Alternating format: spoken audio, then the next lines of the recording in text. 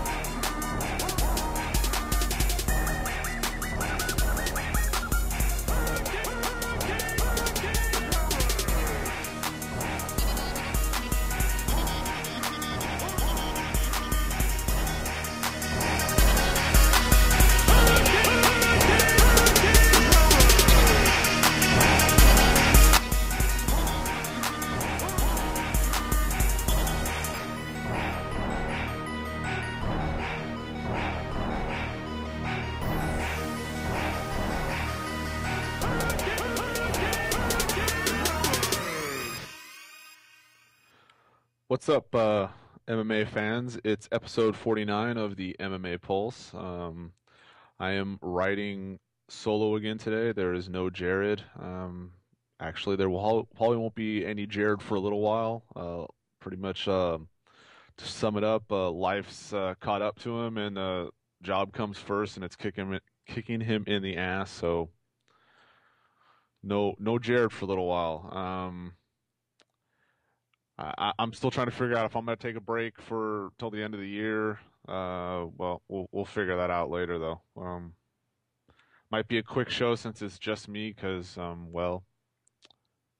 I get tired of talking. So, we're going to go over some MMA news, obviously. Talk a little bit about Anderson Silva in the news again. Go over UFC 144, I should say, real quickly. And that damn injury bug just keeps rearing its ugly head as two people dropped out of fights in the next month and a half that are happening. So can't wait for 2012 to be over so that this year of the injury will hopefully go away, and 2013 will bring fight cards that were originally how they were supposed to be, and not change 40-50 times before we actually get to the final product. So let's start off with some fight announcements.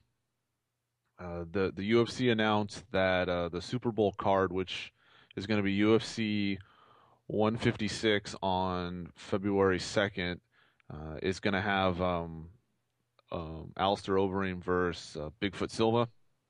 Of course, this all depends on if Overeem even gets licensed. He's got to stand before the Nevada State Athletic Commission, probably the beginning of 2013, and make sure that he can get licensed after being suspended for the 9 months due to the high levels of testosterone. So, obviously, if they're making this bout, they feel pretty sure that he's going to get a license, so you got to think that the fight will be on, but you got to kind of walk on eggshells here, not knowing anything. But Overeem was in line for a title shot before the high levels of testosterone, so you got to think that, at least if he wins, he should be getting the next title shot. But they could make this the number one contenders bout for the winner between JDS and Cain Velasquez happening next month. We'll move on to now that 156 card is also going to have the main event is going to be Jose Aldo versus Frankie Edgar, and it's also going to have Dan Henderson and Lyoto Machida.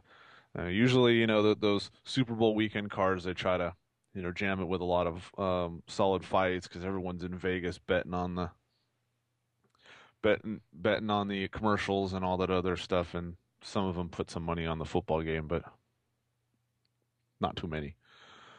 Good old Anderson Silva is in the news again. Last week I had talked about how he was going to uh, get into the cage if GSP won and challenge him. All this came out of a press conference or a conference call with Dana White, and I guess all that's changed now. Anderson Silva has looks like he's decided to take a year off, or at least say that he's not going to fight for a year. He will not get into the cage and challenge a GSP at 154. He will be there, but he says he's not going to. And there's you kind of have to wonder if he's doing this to get more money, doing this, you know, just because he seems to do things like this.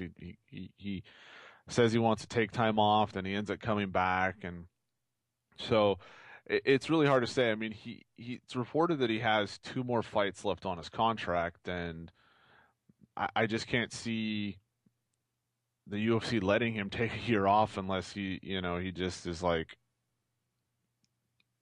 if he wants more money, I would assume that the UFC will probably drop it for him. But he's also doing a small part in a movie, but nothing that's going to really take him out of fighting.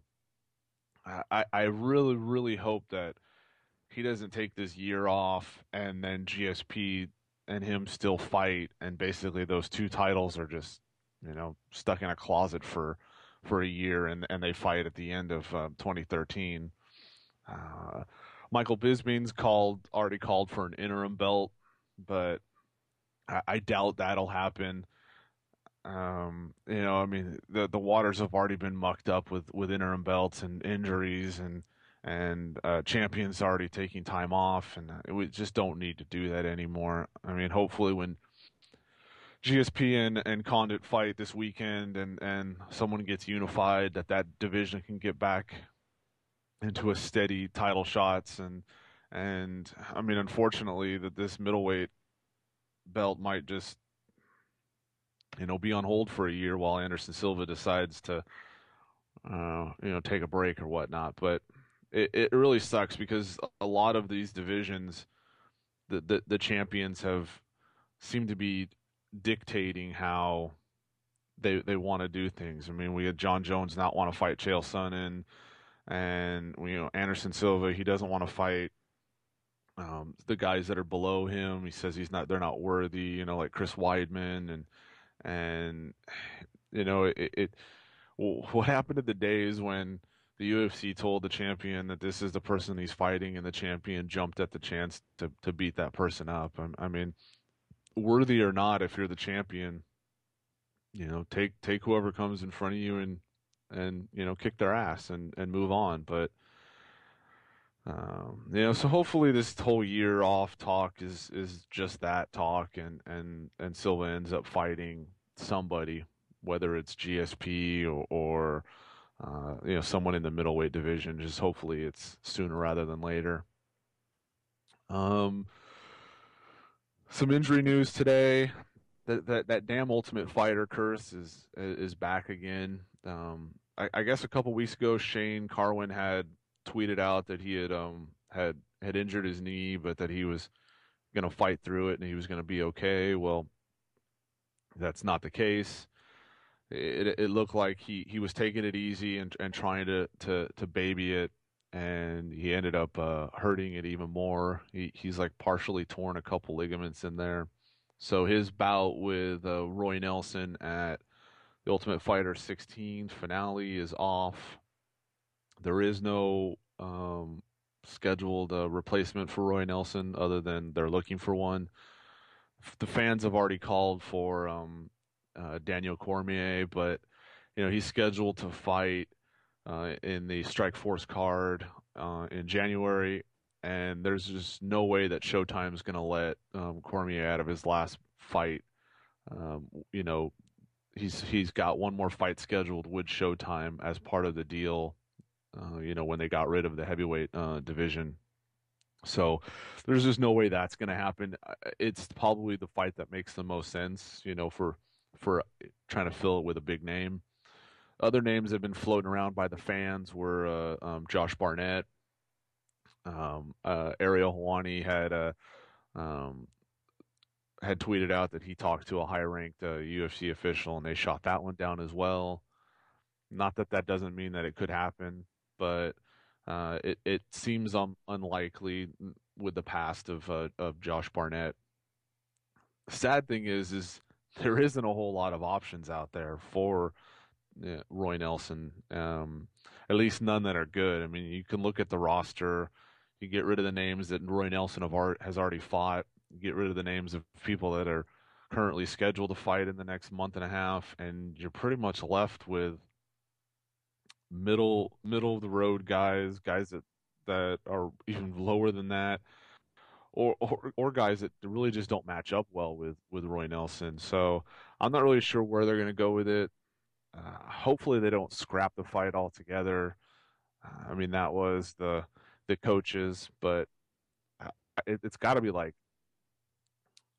two. It's definitely, I mean, two uh, domestic Ultimate Fighters in a row that the coaches have been injured, and it's like three out of the last five or something like that. It's really strange, this Ultimate Fighter curse, but hopefully, Carwin can heal up from this. This is back-to-back injuries. I mean, he was injured with the back, and now the knee.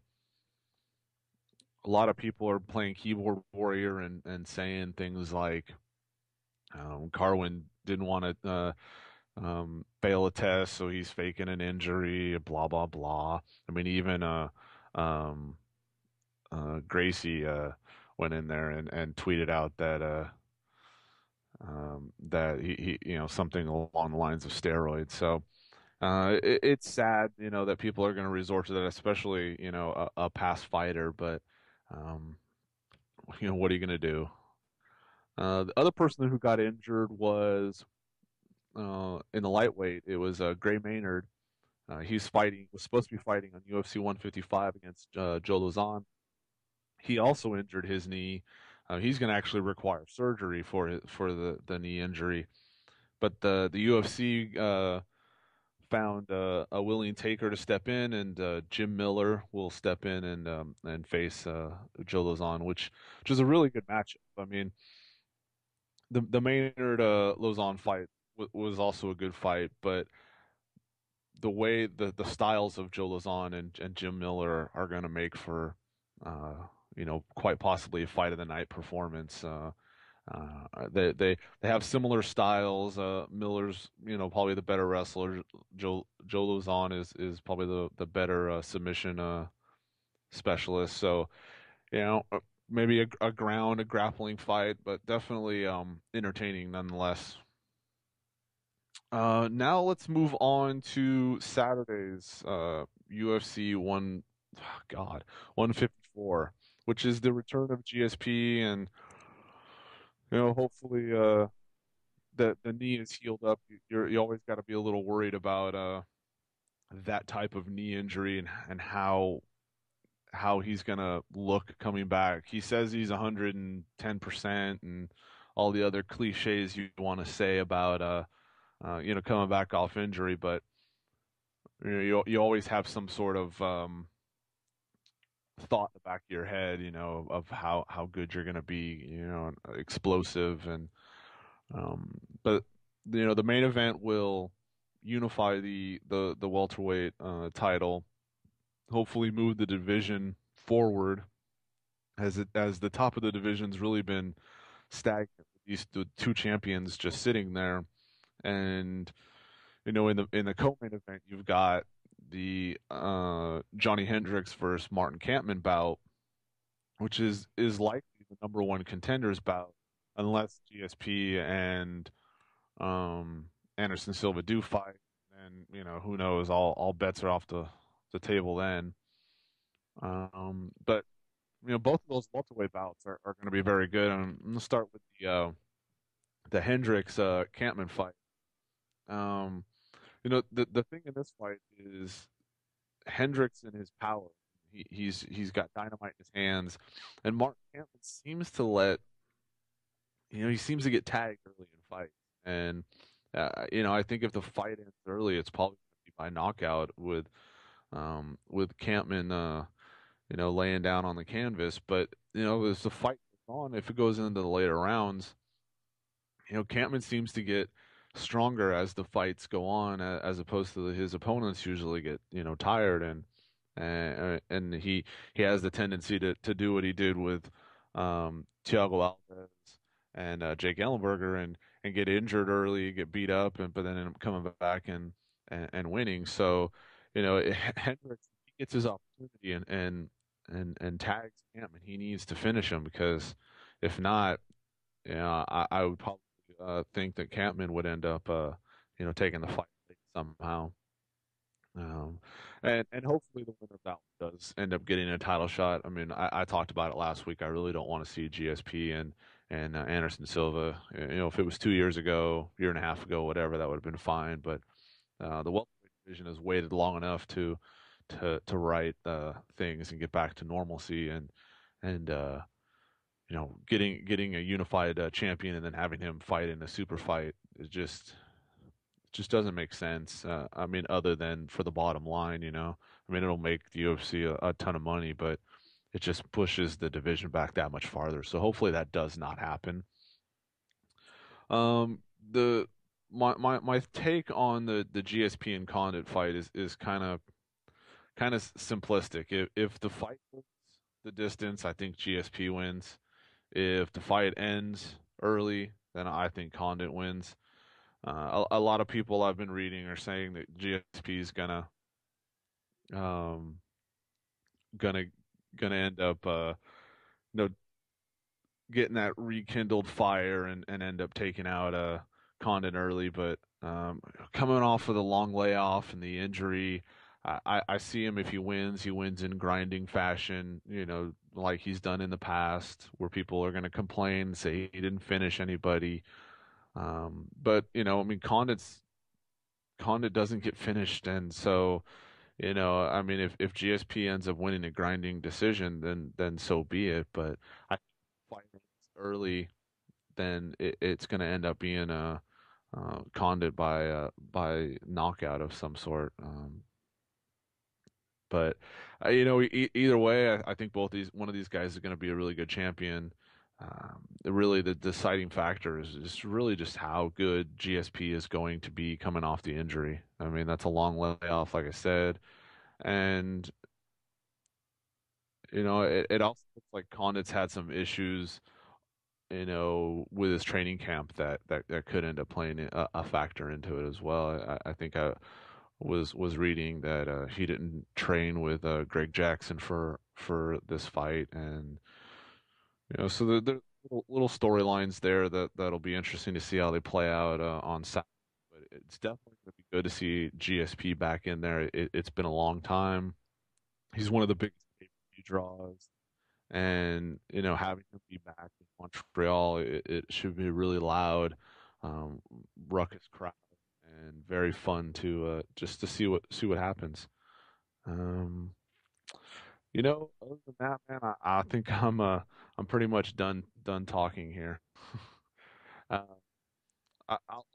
we'll probably won't have a show next week either way, just because it's the holiday.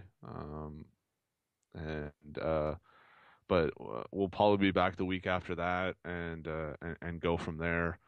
I'm not really sure what I want to do format wise with Jared not here. I really don't want to bring in another person and fill the time. So I've kind of had a thought about maybe bringing on opening the lines and having people call in and what they want to talk about and talking that way.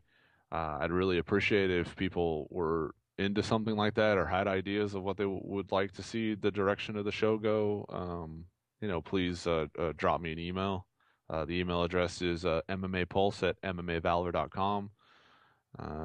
If you want to hit me up on Twitter, the show's Twitter account is at mmapulse. My Twitter account is Josh with MMA. Uh, Jared is Mr. Butt WA. Um, check out FightFans Radio on Twitter and MMA Valor on Twitter as well. Um, whether we take a break or not, we're not going to be gone forever. It just might be something where life's with the holidays and work and everything, it might be better to take a couple months off while Jared's off. But like I said, we'll get into that, figure out. But we'll definitely be back in 2 weeks. I'll probably bring Erica from behind the glass next week so that I just am stop rambling like I am right now. But other than that, man, I'm out of here. Later.